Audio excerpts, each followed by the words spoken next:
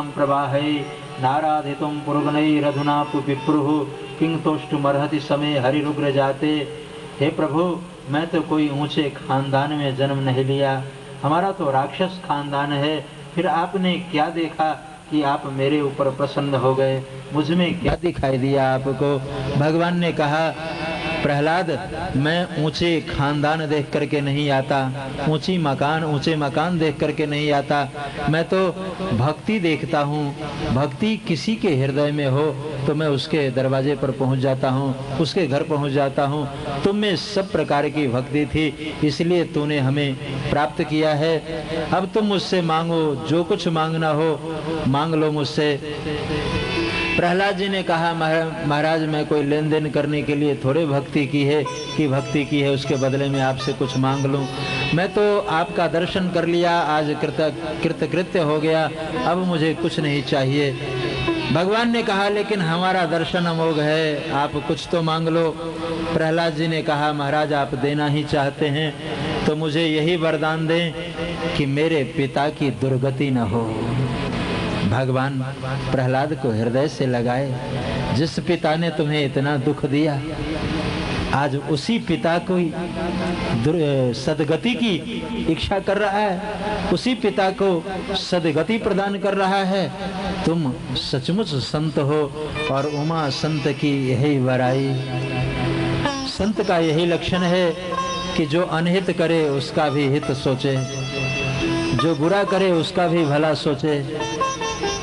ये महादुष्ट था जिसने आपको इतना दुख दिया, और आपने आज ऐसे पिता की भी सदगति की बात की है। प्रहलाद जी भगवान से प्रार्थना किए, आप मेरे पिता को ही गति नहीं अपितु मेरे गांव के सभी लोगों को गति प्रदान करें। भगवान ने कहा, पहले गांव वालों से जाकर के पूछो तो सही, कोई गति चाहता है या नहीं। प्रहलाद जी गए और गांव के लोगों से कहा कि भगवान आए हैं, विमान लाए हैं, बैकुंठ चलेंगे।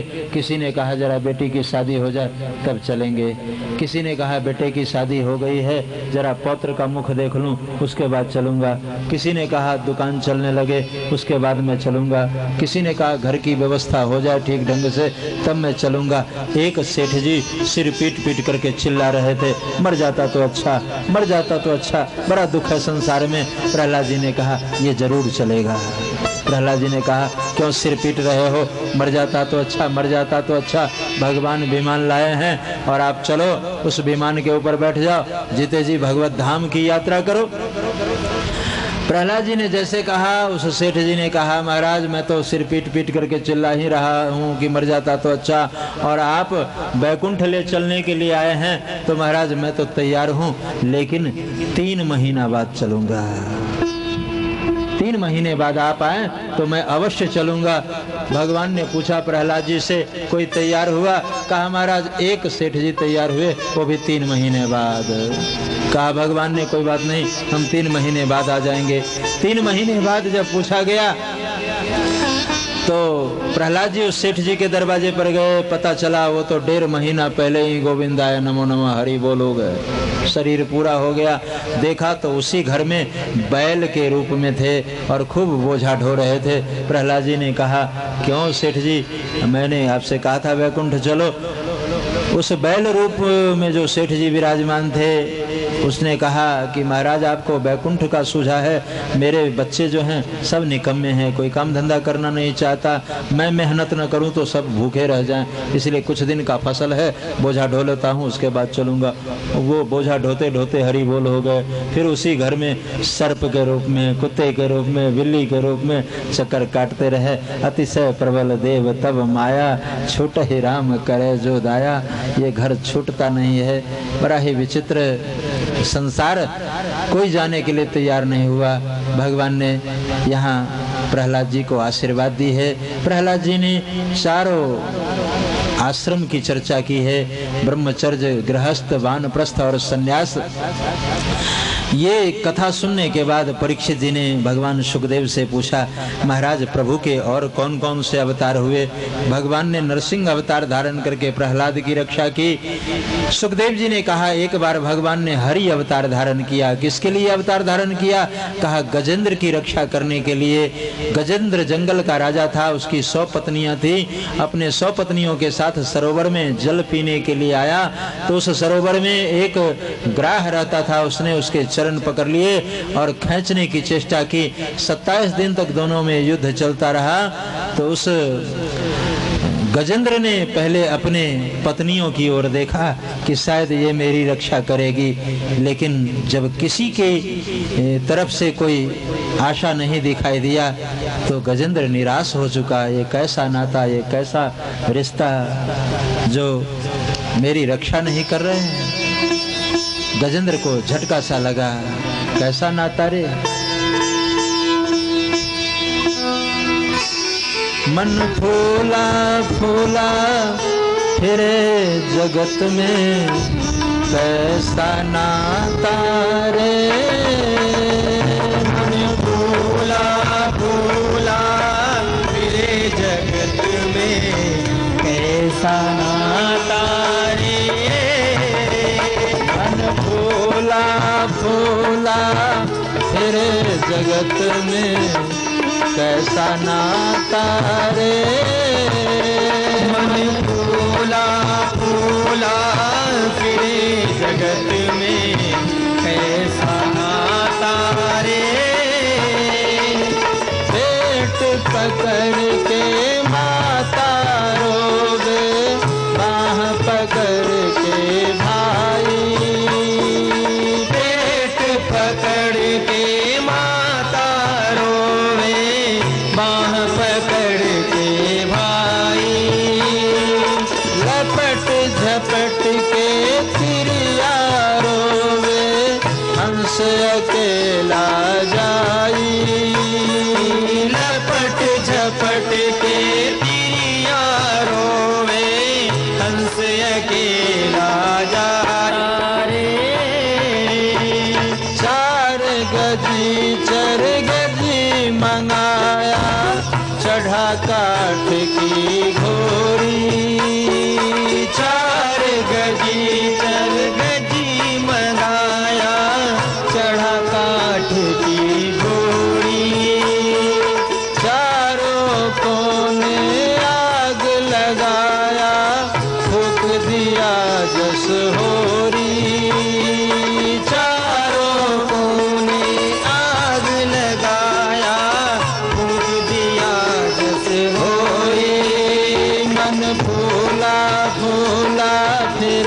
जगत में कैसा नाता रे। मन फूला फूला फिरे जगत में, कैसा नाता रे। मन फूला फूला फिरे जगत में, कैसा नाता रे। मन फूला फूला फिरे जगत में, कैसा नाता रे। हार जले जसला कर जल गए, केश जरे जस घासा। हार जले जसला कर जर गई, केश जरे जस घासा। सोना जैसी काया जल गए, कोई न आए पासा। सोना जैसी काया जर गई, कोई न आवे पासा। मन फूला फूला फिरे जगत में, कैसा नाता रे। मन फूला फूला फिरे जगत में, कैसा नाता रे। मन फूला फूला फिरे जगत में, कैसा नाता रे। मन फूला फूला फिरे जगत में, कैसा नाता रे। गजेंद्र को एक ठोकर लगी। 100 पत्नी है किंतु किसी ने मेरी रक्षा नहीं की। हे प्रभु, अब तो आप ही मेरे रक्षक हैं, मेरी रक्षा करें, रक्षा करें। भगवान को क्या निवेदन करे। नाक डूब रहा था, उसी समय एक कमल पुष्प दिखाई दिया। उस पुष्प को लेकर के ऊपर उठा दी और कह दिया, नमामि मे ज्ञातये आतुरम गजा। तुम जो भी हो, जहाँ भी हो, जैसे हो, जिस रूप में हो, आज मुझे तुम्हारी आवश्यकता है। हे महान शक्ति, हे अखिल शक्तिधर, आप जहाँ भी हैं मेरी रक्षा करें, मेरी रक्षा करें। और भगवान इतनी तीव्र गति से अपने भक्त की रक्षा करने के लिए चले कि बैकुंठ में लक्ष्मी जी ने पूछा, कहाँ जा रहे हैं? तो भगवान ने कहा, हाँ। हाथी कहना था तो वहाँ कहा हाँ, और जहाँ वो हाथी था वहाँ आकर के दूसरा शब्द पूरा किया थी। भक्तों की रक्षा करने में भगवान कितनी तीव्र गति से दौड़ते हैं, कितनी तीव्र गति से आते हैं, आप ये दूरी माप सकते हैं। वहाँ आकर के देखा तो नाक बिल्कुल डूब रहा था। बस भगवान ने गरुड़ के ऊपर से ही हाथी का वो नासिका पकड़ के और खींच करके किनारे में लाया। सुदर्शन चक्र से कहा, जाओ और जिसने मेरे भक्त का पांव पकड़ रखा है पहले उसका उद्धार करो। और सुदर्शन चक्र जो है ग्राह का सिर काट डाला। ग्राह का तेज भगवान में समाहित हुआ। तो भक्तों ने एक प्रश्न किया है, आपने किसका उद्धार किया?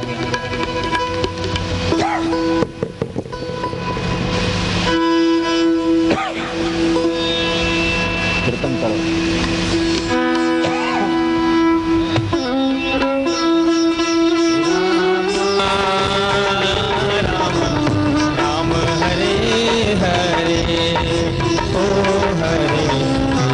हरे कृष्णा कृष्णा कृष्ण हरे हरे, हरे राम राम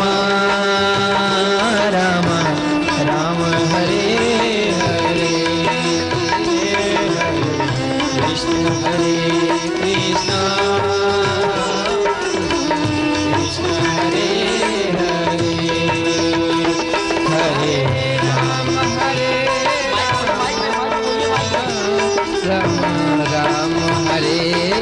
हरे, हरे कृष्ण कृष्ण कृष्ण हरे हरे, ओ हरे राम राम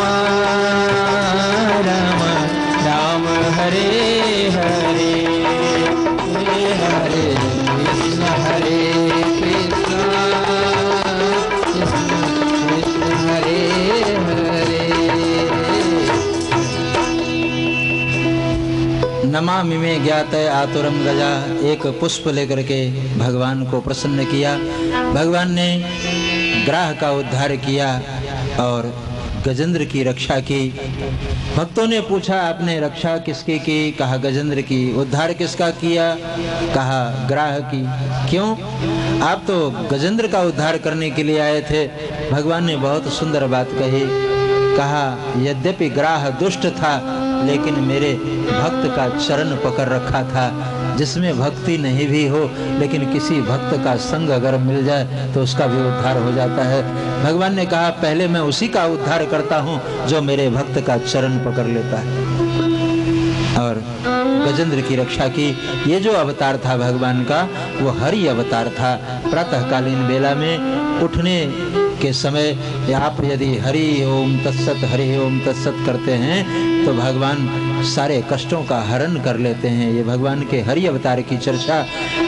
राजन, तूने अवतारों की बात की है तो भगवान ने सुंदर सुंदर अवतार धारण की। हर एक मनवंतर में भगवान का अवतार होता है। परीक्षित जी ने पूछा, किस मनवंतर में भगवान ने कौन सा अवतार धारण किया? आप स्पष्ट करें। कहा, एक बार रैवत मनवंतर में भगवान के बहुत से अवतारों की चर्चा है। रैवत मनवंतर में भगवान ने कौन कौन से अवतार धारण किए? कहा, एक बार देवता और दैत्य आपस में लड़ पड़े। देवताओं के संपत्ति जो थे वो सारी संपदा छीन ली दैत्यों ने और देवता बहुत दुखी हुए, मारे मारे फिरने लगे।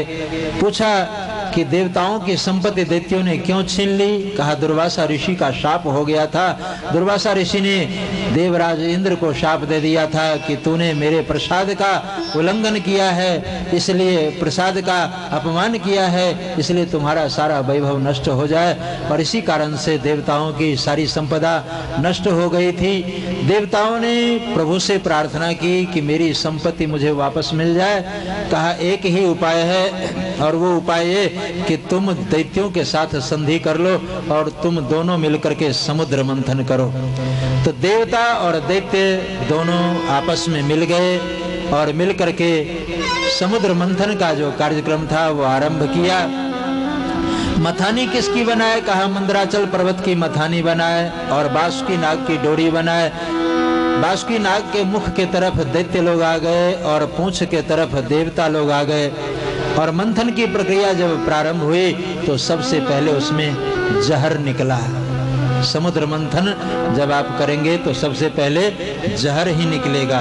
ये समुद्र मंथन और कुछ नहीं, ये जो सत्कर्म है, आध्यात्मिक दृष्टि अगर इस प्रसंग के ऊपर डालें तो ये सत्कर्म करना जो है एक प्रकार का समुद्र मंथन है। और इसमें सबसे पहले जहर ही निकलता है। आप सत्कर्म करने के लिए किसी के यहाँ चंदा लेने जाएं तो वो कहेगा अब तो इनका धंधा हो गया, ये धंधा करना शुरू कर दिए। और इस अपमान रूपी जहर के घूंट को जो पिएगा वही सत्कर्म कर सकता है। सत्कर्म करने वालों को सबसे पहले मान अपमान एक किनारे करके तब यात्रा करनी होगी। जो सम्मान की इच्छा रखेगा, जो अपमान से घबराएगा, महाराज उससे सत्कर्म नहीं हो सकता है। पहले जहर ही पीना पड़ता है। जहर पिए वो सत्कर्मों में आगे पांव बढ़ाए। यहाँ जब समुद्र मंथन हुआ तो सबसे पहले जहर निकला और उस जहर की भयंकर ज्वाला से सभी दैत्य जलने लगे। दैत्यों का राजा बलि जो था उसने कहा देवताओं मैं तुम्हारा साथ नहीं दूंगा। कहा क्यों? कहा ये जहर निकला है और इस जहर की भयंकर ज्वाला से हम लोग जल रहे हैं, पहले जहर का बंटवारा हो। कहा जहर कौन पिए? सब लोगों ने, देवताओं ने भगवान से पूछा महाराज क्या करें, कोई उपाय बताइए। भगवान ने कहा ये जो भोले बाबा बैठे रहते हैं ये कुछ काम धंधा करने के नहीं, जाओ इनसे कहना कि प्रभु ने प्रसाद भेजा है और प्रसाद समझ करके वो पी जाएंगे। तो देवताओं ने वो जहर की जो वो प्याला वो लेकर के भगवान शिव के पास पहुंचे। भगवान शिव ने कहा क्या है? कहा प्रभु ने आपके लिए प्रसाद भेजा है। अब प्रसाद को क्यों मना करें? तो भगवान शंकर 3 मंत्र उच्चारण करके उस प्रसाद को पी रहे हैं। ये मंत्र बड़ा ही उपयोगी है। हमारे धन्वंतरी भगवान ने जो आयुर्वेद की एक तरह से नींव है, वो चरक संहिता में एक जगह लिखा है कि अच्युत अनंत गोविंदम नामोच्चारण भेषजात नश्यन्ति सकला रोगा सत्यम सत्यम बदाम्यहम। इस मंत्र का अगर उच्चारण करे रोगी तो उसके रोग दूर हो जाते हैं। भगवान शंकर ने ये 3 मंत्र उच्चारण करके जहर पिया है। आप भी मेरे साथ साथ बोले ओम अच्युताय नमः, ओम अच्युताय नमः, ओम अनंताय नमः, ओम अनंताय नमः, ओम गोविंदाय नमः, ओम गोविंदाय नमः। ये 3 मंत्र उच्चारण करके भगवान शिव जो हैं वो जहर पी गए। जब जहर पिए तो पता चला कि मेरे हृदय में तो राम जी बैठे हैं। अगर इस जहर को नीचे जाने देंगे तो राम जी के ऊपर प्रभाव पड़ेगा, अगर बाहर फेंक दें तो प्रसाद की अवहेलना होगी। न उसे नीचे जाने दिया और न बाहर फेंका, गले में ही रोक लिया उस जहर को भगवान शंकर ने। तो उस जहर की भयंकर ज्वाला से गला जो था वो नीला पड़ गया और भगवान शिव का एक नाम उसी दिन नीलकंठ रखा गया। बोले नीलकंठ भगवान की जय, नीलकंठ भगवान की जय। भगवान नीलकंठ के रूप में वहाँ विराजमान हुए। आज जहाँ नीलकंठ का दर्शन करने हम सभी जाते हैं, कहते हैं वहाँ पहले बर्फीला पहाड़ था।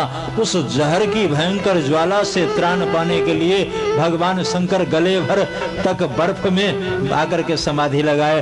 तो आज तक समाधि लगाए हुए हैं महाराज, वो नीलकंठ महादेव हैं। एक बार श्रद्धा और विश्वास के साथ भगवान शिव का वंदन करें, अभिनंदन करें। हर हर महादेव शंभो काशी विश्वनाथ गंगे, हर हर महादेव शंभो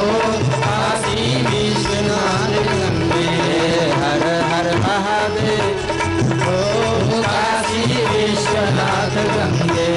हर हर महादेव शंभो काशी विश्वनाथ गंगे। हर हर महादेव शंभो काशी विश्वनाथ गंगे। हर हर महादेव शंभो काशी विश्वनाथ गंगे। हर हर महादेव शंभो काशी विश्वनाथ गंगे। हर हर महादेव शंभो काशी विश्वनाथ गंगे। हर हर महादेव शंभो काशी विश्वनाथ गंगे। हर हर महादेव शंभो काशी विश्वनाथ गंगे। हर हर महादेव शंभो काशी विश्वनाथ गंगे। हर हर महादेव शंभो काशी विश्वनाथ गंगे। बोलिए शंकर भगवान की जय। भगवान शिव के चरणों में प्रार्थना की। भगवान शिव ने जहर पिया। उसके बाद मंथन की प्रक्रिया पुनः आरंभ हुई और उसमें ऐरावत नाम का हाथी निकला। इंद्र ने कहा ये मेरा वाहन है, इसे मुझे दिया जाए। वो ऐरावत इंद्र को दे दिया गया। उच्चैश्रवा नाम का अश्व निकला। राजा बलि ने कहा कि इस पर मेरा अधिकार है, ये हमारा वाहन है, ये मुझे सौंपा जाए। वो उच्चैश्रवा नाम का जो अश्व था दैत्यों का राजा बलि, उसे दे दिया गया। उसके पश्चात कल्प वृक्ष निकला। देवताओं ने कहा ये स्वर्ग में रहना चाहिए। फिर कौस्तुभ मणि निकली, शंख निकला। भगवान ने कहा देवताओं दैत्यों मैं तुम्हारा साथ दे रहा हूँ, अरे मुझे भी तो कुछ दो। तो देवताओं ने दैत्यों ने देखा कि ये शंख मेरे काम तो आएगा नहीं, कहा भगवान को दे दिया कि आप बजाते रहना। शंख भगवान को दे दिया, कौस्तुभ मणि भगवान को दे दी। और उसके बाद लक्ष्मी निकली, अप्सरा निकली और वारुणी निकली। 3 देवी साथ साथ निकली। लक्ष्मी निकली तो सब लोगों ने कहा देवी आपका स्वागत है, आपका स्वागत है। लक्ष्मी को सब लोगों ने बुलाया। लक्ष्मी को कौन नहीं चाहता। देवताओं ने कहा आप मेरे तरफ आ जाओ, देवी आपका स्वागत है। दैत्यों ने कहा देवी आपका स्वागत है, आप मेरे तरफ आ जाओ। लेकिन लक्ष्मी को जो चाहता है लक्ष्मी उसके यहाँ नहीं जाती। जो लक्ष्मी से मुख मोड़ करके बैठता है लक्ष्मी उसी के पास जाती है। सब लोगों ने बुलाया, लक्ष्मी नहीं गई। एक मुख मोड़ के बैठे थे, कौन? भगवान नारायण। तो लक्ष्मी जी ने नारायण के गले में ही जयमाला डाल दी और लक्ष्मी नारायण बन गए। जो अप्सरा थी वो देवताओं ने अप्सरा का वर्ण किया कि ये मेरे सभा में नाचेगी गाएगी, ये स्वर्ग लोक में इसे रहने का स्थान दिया जाए। और वारुणी जो थी शराब, वो दैत्यों ने कहा, दैत्यों का राजा बलि जो था उसने कहा देवी आपका स्वागत है, आप मेरे समाज में आए। राक्षसों के समाज में वो वारुणी चली गई, शराब चली गई। और उसके बाद फिर एक से एक रत्न निकले। अंत में अमृत निकला। अमृत का कलश लेकर के जैसे भगवान धन्वंतरी प्रकट हुए, सभी दैत्य और देवता उसके ऊपर टूट पड़े, मैं पहले पीऊंगा, मैं पहले पीऊंगा। और अमृत पीने की होड़ सब लोग जब छीना झपटी करने लगे तो राजा बलि जो था उसने एक बलशाली दैत्य से कहा ये जो अमृत का कलश लेकर के प्रकट हुआ है इसके हाथ से ये कलश छीन लो। और कलश छीन करके भागा, आगे आगे दैत्य, पीछे पीछे देवता। पहली पड़ाव डाली कहाँ? महाराष्ट्र में गोदावरी नदी के किनारे। और जैसे कलश में से अमृत पीने लगे तब तक देवता पहुंच गए और दोनों की छीना झपटी में कुछ अमृत के बूंद गोदावरी में जा गिरा। इसीलिए 12 साल बाद वहाँ कुंभ महापर्व लगता है, सभी लोग स्नान करते हैं। वहाँ भी फैसला नहीं हुआ, फिर दैत्य कलश लेकर के भागे तो भागते हुए पहुंचे कहाँ? उज्जैन में क्षिप्रा नदी के किनारे महाकालेश्वर जहाँ है भगवान महाकालेश्वर, वहाँ छीना झपटी में कुछ अमृत की बूंदें क्षिप्रा नदी में प्रवाहित होने के कारण वहाँ भी 12 साल बाद कुंभ लगता है। तीसरा पड़ाव डाला त्रिवेणी के तट पर तीर्थराज प्रयाग में और वहाँ भी 12 साल बाद कुंभ लगता है। अंतिम पड़ाव डाला कहाँ? हरिद्वार में। हरिद्वार में जब आए तो देवताओं ने देखा कि मैं अपने पुरुषार्थ से अमृत नहीं पी सकता, क्या करें? प्रभु से प्रार्थना किए तो प्रभु ने एक अवतार धारण किया और प्रभु ने स्त्री का वेश धारण किया। मोहिनी अवतार धारण किए। बोलिए भक्तवत्सल भगवान की जय। एक तो त्रैलोक्य सुंदर और उसमें भी मोहिनी रूप धारण किया। जैसे देवता और दैत्य के बीच में प्रकट हुई तो रूप देख करके सबसे पहले दैत्यों का राजा बलि जो था वो मोहित हो गया। उसने पूछा कि हे देवी आप कौन हैं, किसकी पुत्री हैं, कहाँ से आई हैं। भगवान ने ऐसे हाव भाव दर्शाए कि सभी दैत्य लट्टू हो गए। दैत्यों के पास जाकर के भगवान ने कहा तुम लोग असभ्य हो, मैं तुम लोगों से बात नहीं करती। दैत्यों ने कहा नहीं नहीं देवी हम लोग बड़े सभ्य खानदान के हैं। कहा तो फिर आपस में तू मैं क्यों कर रहे हो, सभ्य खानदान के हो तो आपस में विवाद क्यों कर रहे हो, ये तुम्हारे हाथ में क्या है। कहा यही तो विवाद का कारण है ये कलश। और बिना मांगे दैत्यों ने भगवान मोहिनी के हाथ में थमा दिया। आप जो फैसला करेंगे मुझे मंजूर है। देवताओं की ओर भगवान ने देखा तुम्हें मंजूर है, कहा हम लोगों को भी मंजूर है। कहा अच्छा भाई अमृत पीने का एक विधान है। कहा कौन सा विधान। कहा अमृत बेला में पिया जाता है। तो अमृत पीने से पहले स्नान किया है। देवताओं ने कहा कि यहाँ तो 4 बजे से ही गोविंदाय नमो नमः। और दैत्यों से पूछा दैत्यों तुम लोग नहाए हो, अमृत पियोगे तो नहाए हो। दैत्यों ने कहा महाराज 9 बजे से पहले तो सो के ही नहीं उठते, अमृत कैसे पिए। कहा तो फिर अमृत कैसे पियोगे, अमृत पीने के लिए तो नहाना होगा। देवताओं का स्नान 3 से लेकर के 4 बजे तक। 4 बजे के बाद जो है 4 से 5 ऋषियों का स्नान और 5 से 6 जो है वो मनुष्यों का स्नान और 6 के बाद जो है वो दैत्यों का स्नान। कभी कभी तो हम लोगों को भी दैत्य स्नान करना पड़ता है। क्यों? क्योंकि अब रात के 13 बजे तक जब कथा करें तो सुबह तो नियम में बाधा पहुंच ही जाती है। क्या करें, सवेरे अमृत का पान करें। हमने आपको सुनाई थी ना, जागन राम पियारे वेले अमृत वेले, अमृत वेले अमृत वसदा। तो अमृत पीने के लिए अमृत वेले का ही चयन करना चाहिए। भगवान ने पंक्तिबद्ध बिठा दी, एक तरफ देवताओं को एक तरफ दैत्य को। और देवताओं को अमृत पिलाने लगे और दैत्यों को सुरापान कराने लगे।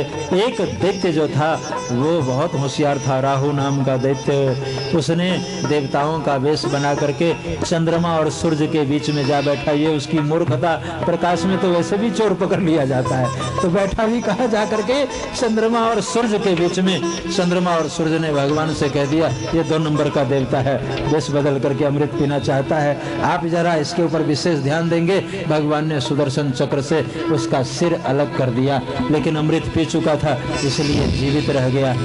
आज भी जीवित है। एक भाग राहु और दूसरा भाग केतु, ये भयंकर ग्रह है दोनों। वैज्ञानिकों की भी ऐसी मान्यता है कि पहले ये दोनों एक थे, किसी घटना विशेष से ये 2 हो गए। तो भगवान ने देवताओं को अमृत पिलाया और दैत्यों को सुरापान कराया। देवता अमर हो चुके थे।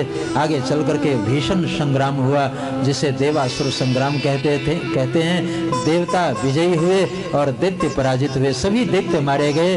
तो दैत्यों के गुरु थे शुक्राचार्य जी। शुक्राचार्य जी ने मृत संजीवनी विद्या का प्रयोग किया और सभी दैत्यों को जीवित कर दिया।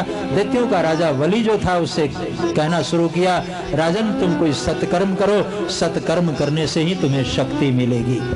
कौन सा सत्कर्म करें? कहा तुम यज्ञ करो, ब्राह्मण भोजन कराओ, ब्राह्मणों को दक्षिणा दो, साधु संतों का सम्मान करो और तुम्हें शक्ति मिलेगी। तो राजा बलि ने इतने यज्ञ किए और इतने दान किए कि पूरे विश्व में इनकी चर्चा होने लगी। दान करते करते दाता में 1 नंबर पर इनका स्थान आने लगा। राजा बलि खूब दान करने लगे।